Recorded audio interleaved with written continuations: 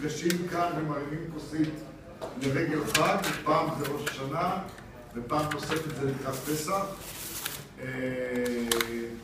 המוסלמים מבינינו לא שותים יין, אז אנחנו לא ניקח על זה. זה גם לא יעזור, אבל אם ניקח, מג'י. זה לא יעזור.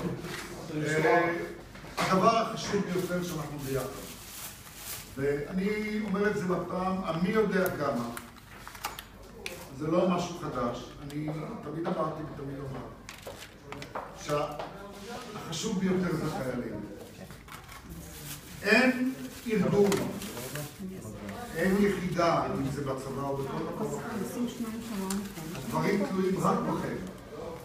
וזה מתחיל בנושא הניקיון, וזה עובר לנושא ההבטחה והבדיקה הביטחונית, וזה עובר לנושא ההחזקה, וכל דבר זה אתם ואנחנו. בעצם זה אותו דבר.